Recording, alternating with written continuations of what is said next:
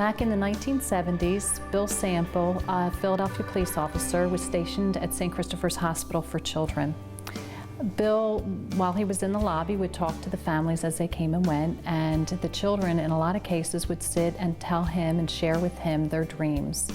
Wanting to play in the snow, wanting to go to the seashore with their family, and Bill realized that he felt a need to make this happen, to answer these children's dreams. So he went to a bank, took out a personal loan, got a couple of volunteers from St. Christopher's together with him, and they answered the dream of Bobby, the very first dream, and talked to Bobby's parents, sent him up to the Pocono Mountains with his family to ski and play in the snow. So they went and had Bobby's. That was the first dream come true. After that, Bill realized that there were plenty of other children who wanted to see a dream come true. He felt a need to answer more dreams. And as a police officer for 7 years, he took children up the Pocono Mountains, took them down to the shore, the New Jersey shore, and gave these families a chance to be alone and be away from doctor's visits, surgeries, therapies, all those things that keep families from seeing a child's dream come true.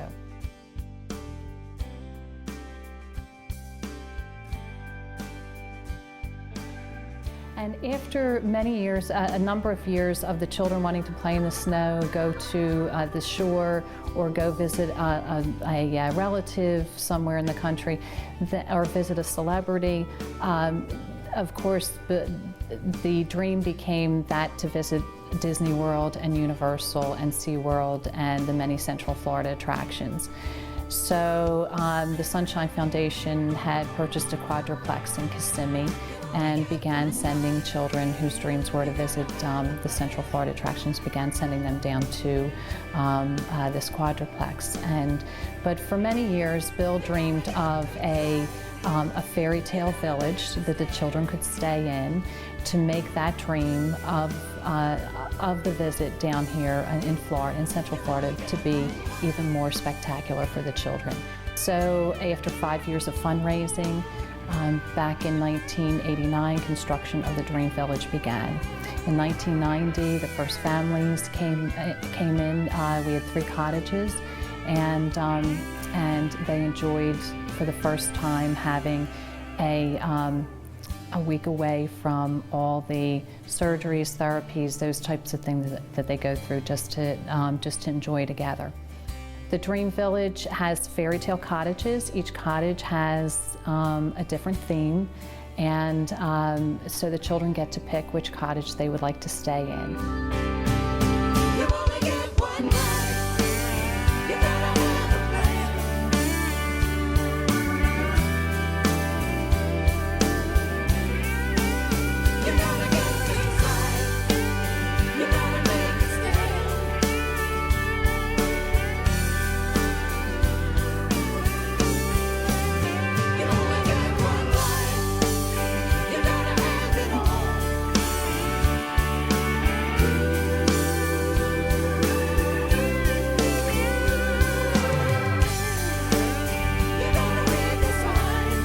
The idea of the Dream Village is for the families to come and visit and get away from their everyday struggles.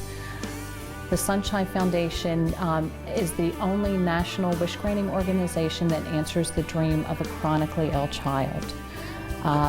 Children with spina bifida, muscular dystrophy, severe autism. A few years back, the Sunshine Foundation opened its arms to children who have been abused. A lot of times children suffer traumatic brain injury or whatever psychological issues from abuse. And the Sunshine Foundation is honored to answer the dreams of these many children. And we've handled, since the beginning in 1976, the Sunshine Foundation has answered the dreams of over 34,500 children.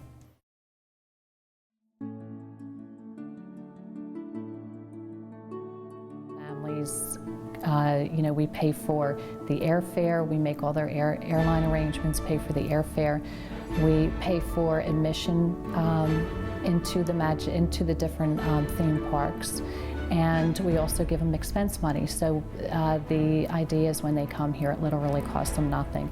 We have a rental car or a van with a wheelchair accessibility if they need that.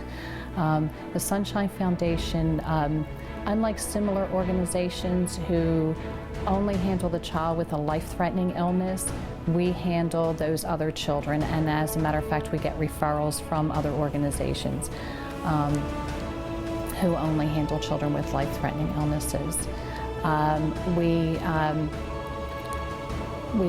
have a very limited staff. We're very volunteer-driven. Here at the Dream Village, we have two staff who handle the development and also the families that come in and property management. And other than that, mostly volunteers do all of the work that needs to be done here. The Sunshine Foundation has managed to stay over the years as a grassroots organization. We have no large home office that is raising millions of dollars to do direct mail or to sell a mailing list. We are very peoply funded. We have no advertising budget other than that we would get through Gift in Kind. And we're proud of the fact that 83% of our expenses that we spend go back to the children's programs.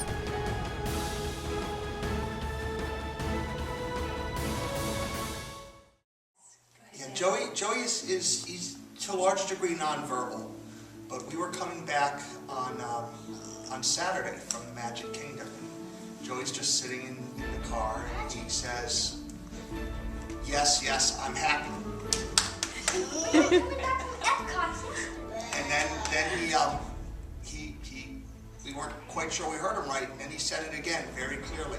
Yes, I'm happy, which was, it just absolutely touched all of our hearts today. It's you see a lot of generosity and everything else trying to make the kids' wishes come true, and open up a lot of things. See how many good people are around here and how many good people around the country, and it's good to give. Whatever, it's either money or volunteer or anything else. See these kids happy for a little bit. It warms my heart than everybody else. It means so much, all you guys did for us. We're very, can never say enough or praise you guys enough for everything you guys did here.